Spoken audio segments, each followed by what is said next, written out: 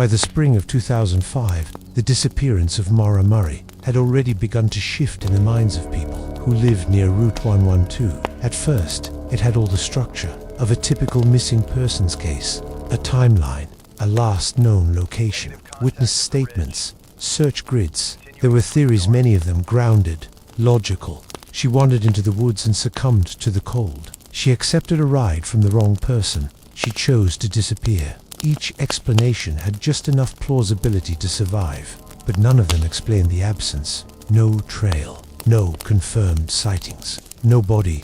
And as weeks turned into months, something else began to take shape. Not in official reports, but in conversations, quiet ones. Locals started avoiding certain stretches of road after dark, not out of superstition at first, but discomfort they couldn't quite explain. Then came the stories, a voice calling from the tree line, a figure seen between headlights. That vanished too quickly. Footsteps where there should have been none. Online forums picked it up, small at first, threads buried under speculation, then larger, people comparing notes, and slowly a pattern formed. Always a female voice, always asking for help, always at night, always near where Maura Murray had last been seen, and most unsettling of all, no one ever found anything. Status update, we are holding position at the ridgeline. Lisa Chun didn't believe in that kind of pattern, not at first. She joined the volunteer search effort almost a year after Maura disappeared, not because she believed in the mystery, but because she believed in process. Search grids worked, data worked, persistence worked. People didn't just vanish, they were missed, overlooked, misjudged. That was her mindset when she arrived. The forest didn't intimidate her, the cold didn't either. She had trained for worse conditions, navigated more difficult terrain, but what she wasn't prepared for was how quiet it became at night. Not the kind of quiet you notice, the kind that settles into you, presses inward, makes every small sound feel amplified, and every absence of sound feel deliberate. That night, her team set up camp, about a mile from Route 112. The fire burned low, conversations faded. One by one, everyone went silent. Lisa fell asleep quickly, but not deeply.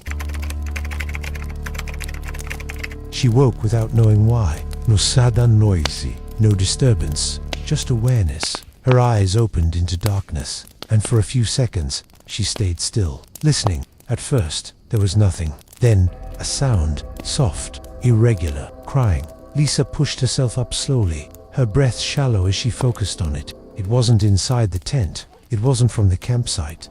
It was outside, close enough to feel immediate. Help me. The voice was fragile, strained, real enough that it bypassed doubt. Lisa reached for her flashlight and stepped outside. The cold wrapped around her instantly, biting through layers, but she barely registered it because the sound was clearer now and wrong. She took a few steps forward, then a few more. Hello? She'd called. If you can hear me, I'm part of a search team. Stay where you are. The crying continued, unchanged. Same volume, same distance. Lisa slowed, then stopped, because no matter how far she had moved, the sound it didn't grow louder, didn't shift position. It remained fixed, as if it wasn't traveling through space at all. Lisa turned slightly, adjusting her angle, trying to locate direction. Where are you? She called again. Silence. The crying stopped instantly. Not faded, stopped. Then, here, right behind her, Lisa spun around. The beam of her flashlight cut sharply across the trees, illuminating untouched snow.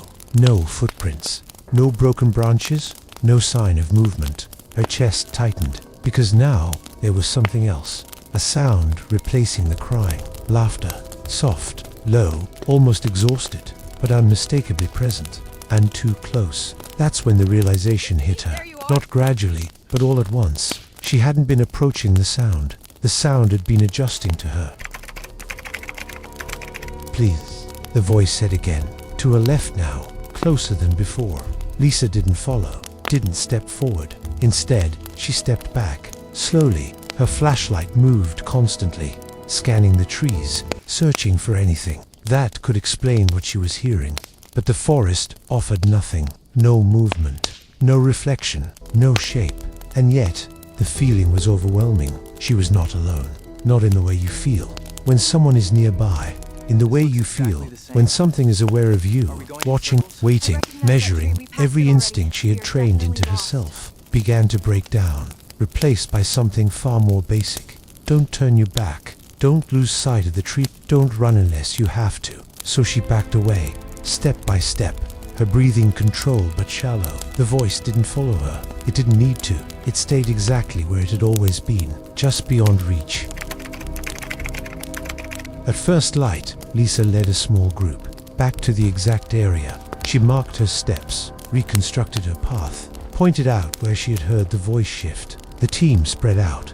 They searched thoroughly, carefully. They found nothing. No tracks leading away from camp. No secondary impressions in the snow. No disturbances at all. The surface was smooth, undisturbed, as if the entire event had taken place somewhere that left no physical impact. One of the team members suggested sound distortion. Another mentioned fatigue. Lisa didn't argue, but she didn't agree either, because sound doesn't stand still.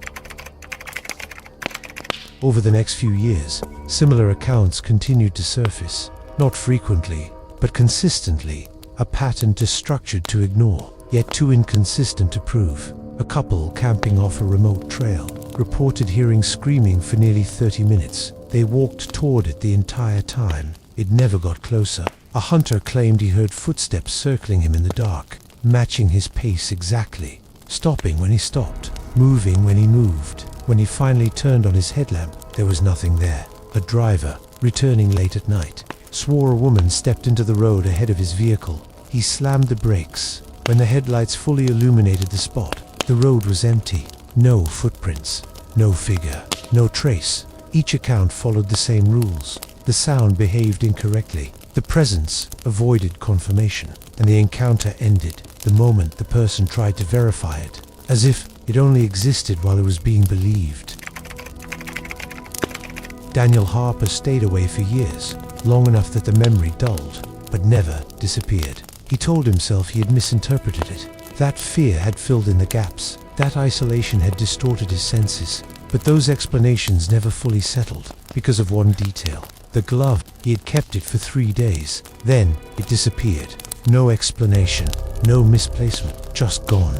That detail didn't fit any rational framework. So eventually, he went back, not during the day, not with anyone else. At dusk, almost without deciding to. The road looked the same. The turnout unchanged. The forest, waiting. Daniel stood beside his truck, longer than he intended to, watching the tree line, listening. The silence felt identical, too familiar. The same pressure, the same awareness. Then, a voice, not distant, not strained, cliff, natural. From the edge of the trees, Daniel, his body reacted before his mind could. A tightening in his chest, a stillness he couldn't break, because this time, there was no confusion, no illusion of someone needing help. The voice knew him. Daniel, it came again, closer, softer, almost reassuring, and that's when everything aligned.